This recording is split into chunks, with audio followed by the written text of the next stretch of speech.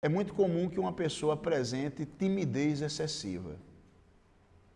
E na timidez excessiva, essa pessoa pode se fazer valer ou do embotamento, ou se fazer valer de um processo que nós conhecemos como agressividade. A pessoa se torna agressiva.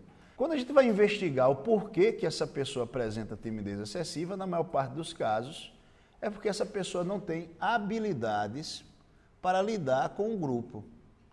Diz assim, professor, mas não é porque essa pessoa está com a autoestima baixa? Aí a gente precisa entender o que é autoestima. Não existe uma autoestima geral. O que nós estamos falando é que quando uma pessoa tem um conjunto de habilidades específicas, essa pessoa está autoconfiante destas habilidades. Uma vez autoconfiante destas habilidades que ela possui, ela não fica temerosa de apresentar esse conjunto de habilidades. As pessoas geralmente ficam temerosas e receosas de apresentar aquilo que não tem tanta habilidade. Professor, mais uma vez eu estudei muito um assunto, compreendia muito bem tudo, mas mesmo assim para apresentar em público eu fiquei nervosa e eu não conseguia apresentar. Aí eu pergunto a vocês, qual era a habilidade que vocês tinham para apresentar um trabalho em grupo? Para apresentar um trabalho no público. Foram treinados antes para isso? Se não foram treinados antes para apresentar um trabalho em público, para lidar com o público, você pode ter a habilidade do conteúdo, mas você não tem a habilidade de como se comportar diante de uma plateia. E isso é suficiente para causar medo. Eu estou colocando aqui os sentimentos, o medo, subordinados à condição ambiental e ao aparato comportamental que o sujeito tem.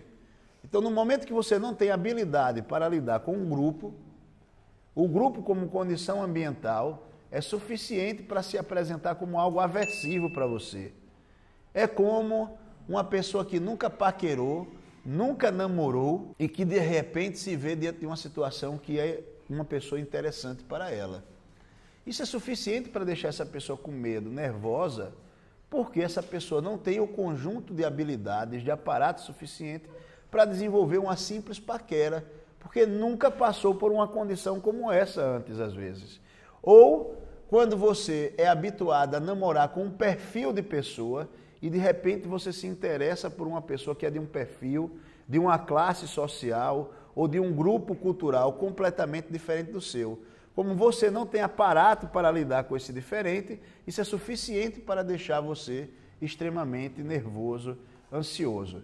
Então veja, aquilo que a gente às vezes vai chamar de problema psicológico está relacionado a essa habilidade ou não habilidade que uma pessoa possa ter. Mas eu estou falando isso de uma maneira estrutural, mais complexa. Imagine uma pessoa que desde muito pequeno, por não ter certas habilidades, foi criando sistemas de escape, ou seja, no lugar dela fazer o enfrentamento, que possibilitaria o desenvolvimento de algumas habilidades, essa pessoa foi criando trejeitos e comportamentos que ajudavam ela a fugir de uma posição de enfrentamento. E isso não aconteceu durante um ano apenas, durante 1, 2, 3, 4, e agora essa pessoa está com mais de 30 anos. Então vocês já entendem o quanto seria difícil agora mudar o repertório que essa pessoa montou para ela, mesmo que seja um repertório nocivo, um repertório que causa problemas para essa pessoa, porque ela está estruturada, sem se desenvolver muito bem com essa capacidade de intervenção no seu próprio problema, com essa capacidade de gerar enfrentamento. Imaginem vocês que alguns aqui podem pensar, eu sou incapaz de aprender uma língua estrangeira. É incapaz porque talvez você não se lance. Mas imagine você que diz que é incapaz, sendo lançado num país estrangeiro, em que não existe ninguém que fala a sua língua, e você vai passar ali 5 anos. Você acha que durante 5 anos, sem ninguém que fale a sua língua, sendo inserido nessa outra comunidade, você não vai desenvolver a sua nova linguagem? É evidente que vai. Então, essa coisa de dizer que você é incapaz de aprender um novo idioma ou qualquer outra coisa, na verdade é uma farsa. É a maneira que a gente é reivindicado para fazer isso. A maneira que as condições ambientais estão postas para a gente desenvolver ou não aquela habilidade. Agora imaginem vocês uma pessoa que é posto para apresentar um trabalho em público e diz: ai meu Deus, eu não vou apresentar não porque eu fico nervosa, eu fico com medo. E aí o grupo tem pena dessa pessoa e o grupo acha que vai ajudar essa pessoa e diz: não, fulana, você faz a parte escrita do trabalho, senta na sua cadeirinha, fica quieta e deixa que a gente apresenta para você. O que é que essa pessoa pensa? Nossa, esse meu grupo é muito amável, ele é muito bom comigo. E sabe o que é que acontece? A regra para destruir uma pessoa, faça tudo por ela. No momento que você colocou ela numa posição confortável, essa pessoa não vai mais precisar desenvolver essa habilidade. Em termos neurológicos, ela não precisa construir um novo circuito.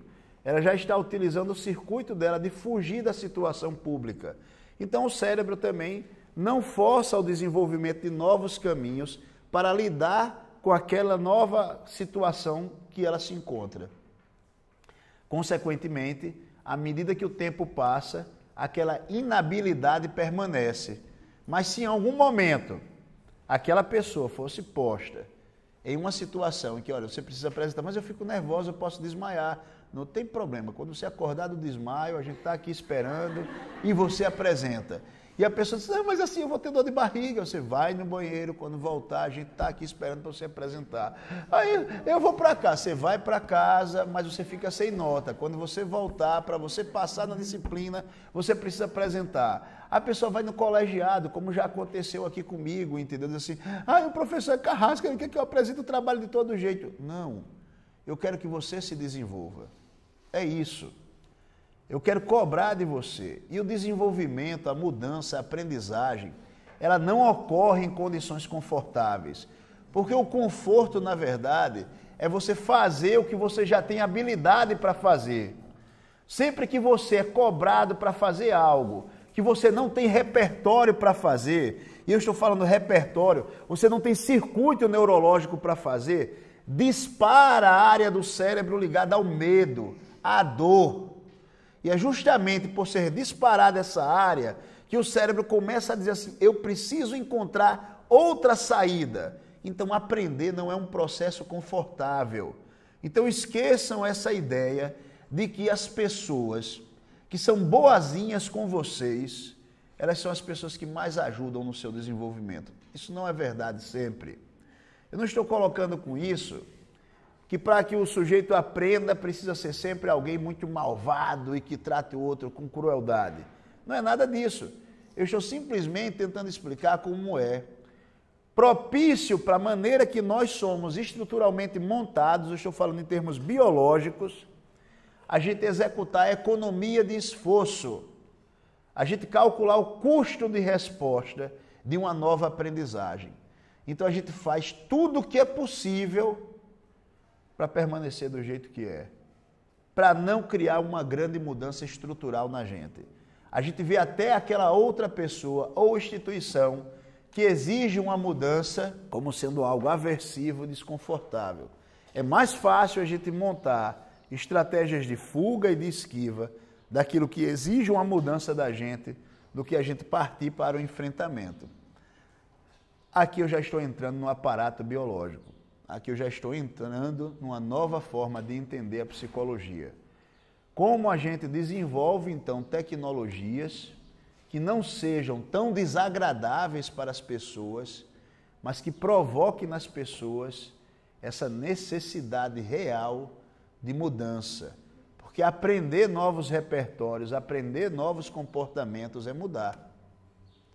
Aprender um trato diferente com as pessoas é mudar. E a gente está vendo que se uma pessoa pode utilizar os circuitos neurológicos que já possui, mesmo que esses circuitos sejam de fuga, de agressividade, elas vão usar. Porque é mais econômico utilizar o que já possui do que desenvolver um novo conjunto de habilidades. O custo para isso é infinitamente maior e o nosso cérebro sabe calcular muito bem isso. A gente faz cálculos o tempo todo para como gastar menos energia. E não só a gente, os animais fazem isso também de modo automatizado para que se gaste sempre menos energia. Então, entendido isso, a gente compreende uma direção que precisamos dar à psicologia atual. Uma direção em que a gente desenvolve habilidades reais de intervenção e de mudança nas pessoas, mudança efetiva. E não apenas a escuta, e não apenas a ideia do desabafo, como muita gente tinha. Ah, eu vou no psicólogo para desabafar. Meu amigo, psicólogo não é alguém que abre uma panela de pressão, entendeu? Você também não é panela de pressão. Psicólogo é alguém que está ali para ajudar. Você até pode se sentir melhor porque vai lá e desabafa, mas algum tempo depois você está angustiado da mesma maneira. Mas se você vai para alguém que ensina você como enfrentar e como resolver os seus problemas, aí você começa a perceber que alguma coisa mudou na sua vida ali. Se você vai para alguém que no lugar de só ouvir o mimimi, escuta o mimimi, mas ele começa a calcular junto com você formas de intervenção na realidade, formas de atuação na realidade, dores necessárias para que você mude o seu comportamento, você começa a perceber que tem algo diferente nessa pessoa. E, evidentemente, muita gente não gosta desse tipo de pessoa, porque tem pessoas que preferem ficar do jeito que são, ou já montaram um modelo de atuação no mundo e agridem qualquer outra pessoa que surgir um modo diferente, e para elas é econômico, e infelizmente para essas pessoas o desenvolvimento não passa da mesma maneira. O problema é que no futuro, essas pessoas que eu chamo pessoas do ponto médio, que estão iguais a todo mundo, pessoas comuns, elas olham para os outros que decidiram fazer o enfrentamento para ser diferente e não ficam felizes por verem que essas pessoas não estão na média dos outros. Essas pessoas ultrapassaram. As pessoas que enfrentam, que se lançam, elas ultrapassam o ponto médio. Elas deixam de ser medíocre. Medíocre significa o sujeito que está no ponto médio. Elas deixam de ser pessoas comuns e se tornam pessoas fora do comum. Elas deixam de ser pessoas que estão na ordem, que estão ordinárias e passam a ser pessoas extraordinárias. E aí a gente começa a entender melhor o sentido das palavras e o que a gente precisa fazer. E aí é como eu já ouvi de algumas pessoas que eu conversei e disse, bicho, para a gente criar uma mudança real, você precisa fazer isso. E a pessoa diz assim, professor, é que fazer isso é muito difícil. Se fosse fácil, era o que todo mundo fazia. E a gente está fazendo justamente o que a maior parte das pessoas, a média geral das pessoas, não se dispõe a fazer. Não se dispõe a fazer. Então, para fazer isso, é difícil. E por ser difícil, você se torna fora do comum. Se você consegue fazer, se você consegue estabelecer a disciplina para isso.